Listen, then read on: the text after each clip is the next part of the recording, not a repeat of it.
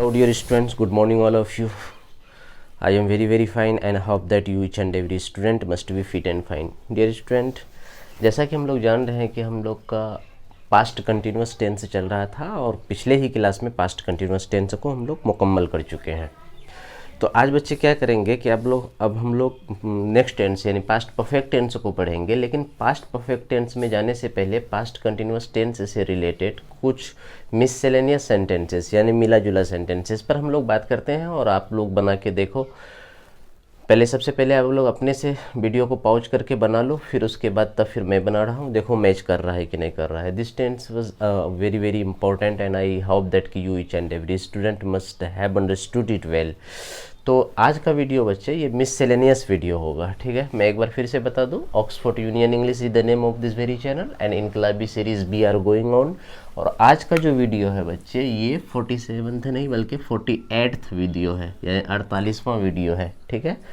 तो कुछ वाक्य दिया गया है, तो इसको आप पहले बनाओ और उसके बाद फिर मैं कुछ और बताने वाला हूँ इसको ध्यान से सुनो।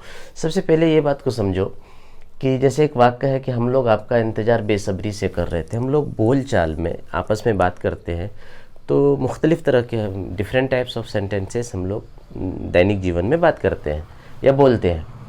तो अब यहाँ पर ध्यान देना कि हम लोग आपका इंतज़ार बेसब्री से कर रहे थे। किसी से बात करें, अरे यार हम लोग तो आपका इंतज़ार बेसब्री से कर रहे थे, तो अब इसको अंग्रेजी में क्या बोलना है।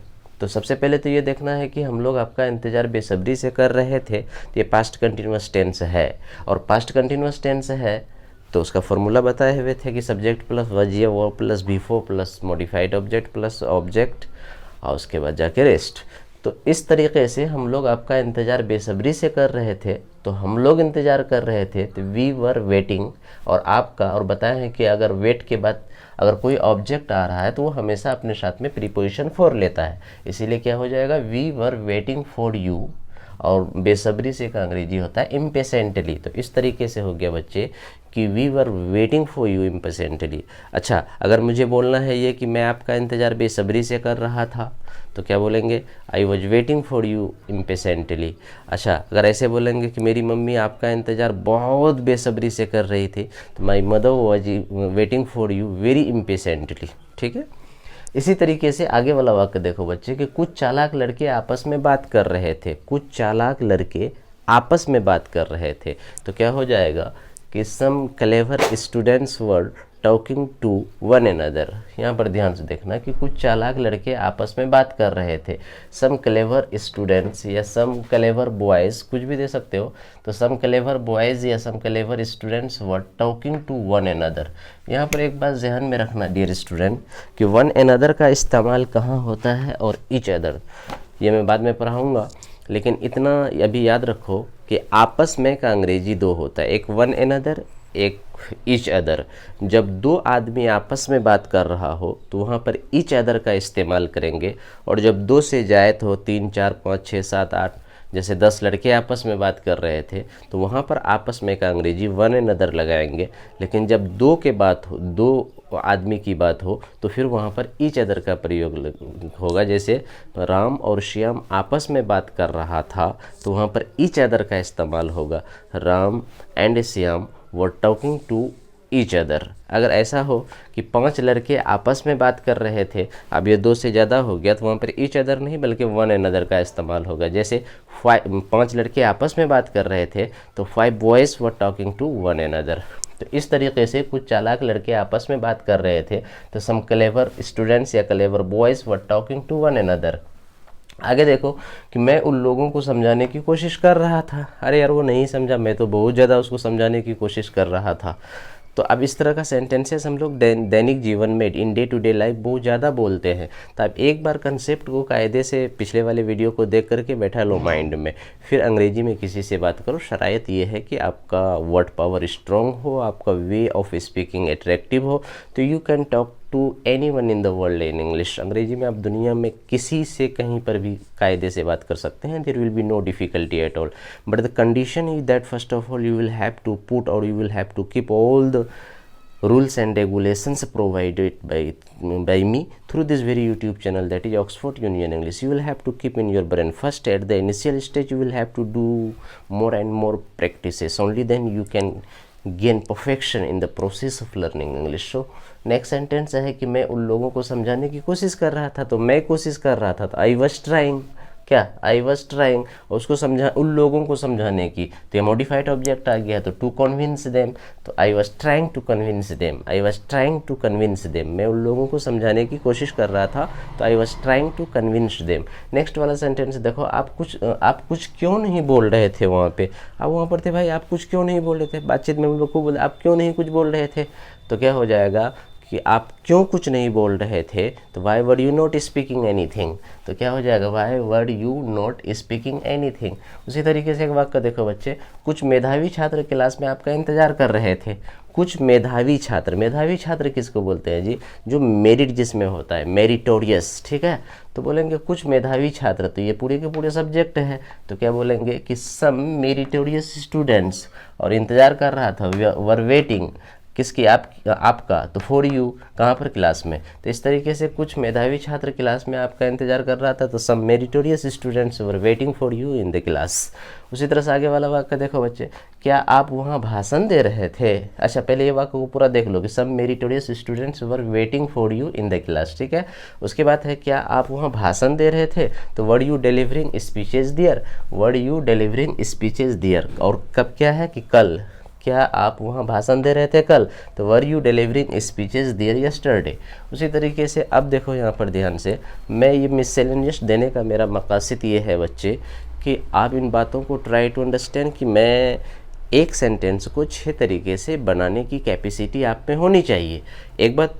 दूसरी बात कि अंग्रेजी बोलते समय खुद बोलने वाले को पता नहीं होता है कि मैं जो बोलने जा रहा हूँ ये किस स्ट्रक्चर को फॉलो करेगा, ठीक है, या मैं कंटेंट्स पर बात करूँगा, इतना कोई इंसान नहीं सोचता है। आप बोल रहे हो तो सिर्फ क्या किस मुद्दे पर बात करनी है, बस फिर इंसान बोलते रह जाता है, ठीक है। तो आप वहाँ पर सोचोगे कि मैं बोलते दरमियान में स्ट्रक्चर को याद करूँगा, अब फिर ये कंटेंट्स का है इसको दिमाग में बैठाऊँगा, फिर तब तक गाड़ी बहुत आगे चली जाएगी। इसीलिए एक अच्छे स्टूडेंट क्या होते हैं कि सारा स्ट्रक्चर को दिमाग में बैठा लो।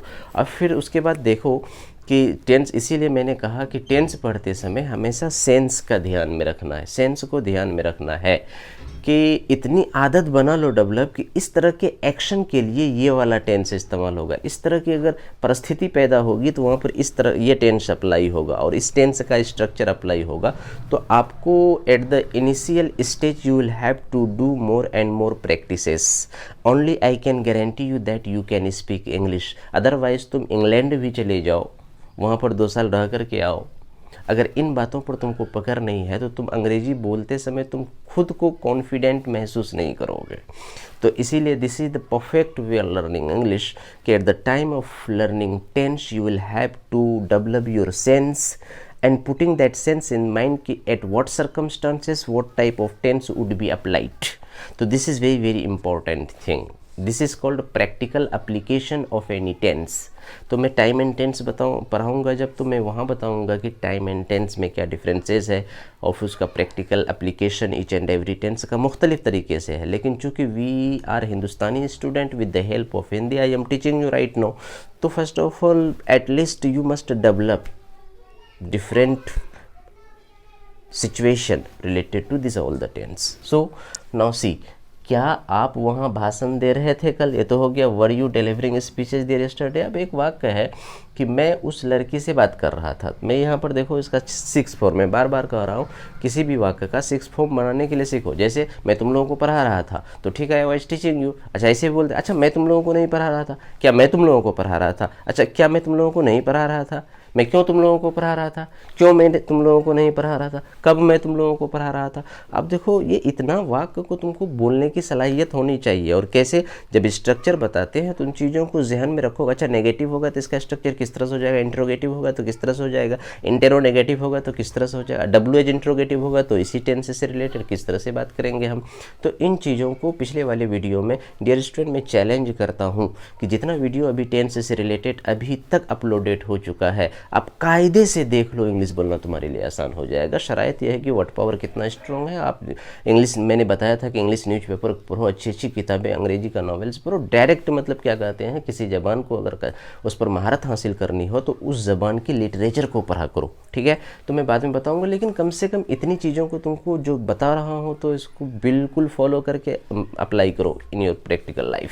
जैसे मैं उस लड़की से बात कर रहा था तो ठीक है भाई, I was talking to that girl, मैं उस लड़की से बात कर रहा था तो I was talking to that girl. अब ऐसा भी तो हो सकता है कि मैं उस लड़की से बात नहीं कर रहा था, तो ये नेगेटिव हो गया, पास्ट कंटिन्यूअस का नेगेटिव हो गया। और पास्ट कंटिन्यूअस का नेगेटिव क्या बताए थे, सब्जेक्ट प्लस वजंट या weren't plus V4 plus modified object plus object, ठीक है, इस तरीके से। तो मैं उस लड़की से बात कर रहा था तो I was talking to that girl, मैं उस लड़की से बात नहीं कर रहा था तो क्या हो जाएगा बच्चे, आई वजंट, क्या हो जाएगा, आई, गौर से देखो,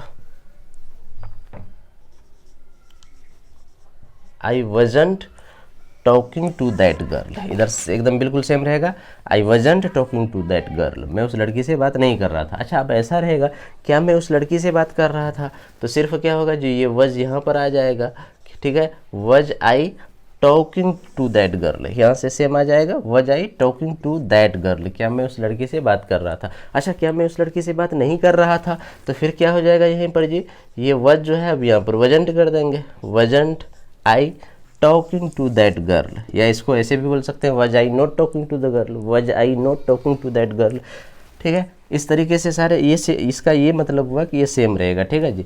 जैसे I was talking to that girl, I wasn't talking to that girl, was I talking to that girl, wasn't I talking to that girl. उसी तरह से आप WH में कुछ भी आ सकता है, वाई आ सकता है, वेन आ सकता है, वेयर आ सकता है। मैं एक को लेता हूँ, वाई को, मैं क्यों उस लड़की से बात कर रहा था, तो अब WH में बताए हुए हैं कि WH के बाद वज या वर का इस्तेमाल करेंगे, उसके बाद आई, तो वाई वज आई, फिर एकदम ये सेम रहेगा, टॉकिंग टू दैट गर्ल, मैं उस लड़की से क्यों बात कर रहा था, why was I talking to that girl. अब ऐसा रहेगा जी, इसमें तो होगा कि why was I talking to that girl, मैं उस लड़की से बात क्यों कर रहा था। अब ऐसा भी हो सकता है, मैं उस लड़की से क्यों नहीं बात कर रहा था, तो क्या हो जाएगा कि वाई, उसके बाद ये वज जो है ये वजंट, वाई वजंट, ठीक है, उसके बाद आई, फिर ये एकदम सेम रह जाएगा यहाँ पर, टॉकिंग टू दैट गर्ल,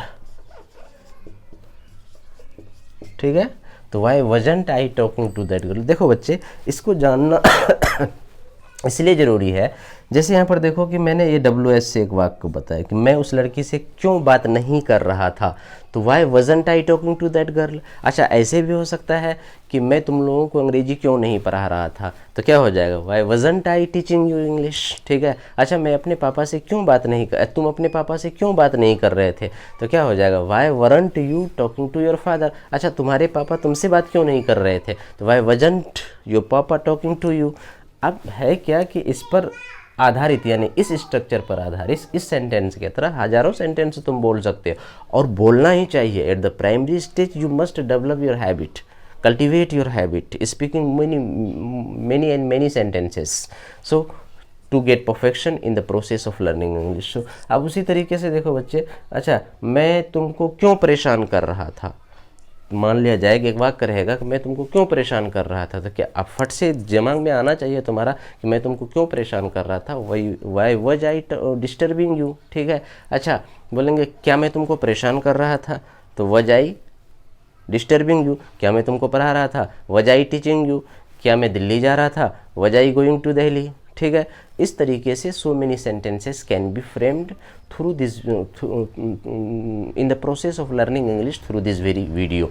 तो dear student, you must keep in mind whatever things important related to this very things I have uploaded or I have delivered my lecture through this very YouTube channel, that is Oxford Union English. It is more than enough. You each and every student must keep in your brain that the things are very very important. You must adhere to these very rules and regulations. You must keep updated yourself with the lectures whatever being uploaded through this very YouTube channel. So I personally request you each and every student keep on subscribing this very channel and just press the bell icon so that each and every latest notification, latest lecture may easily be reached to you. So dear student, enjoy learning English through this very YouTube channel. Thank you very much.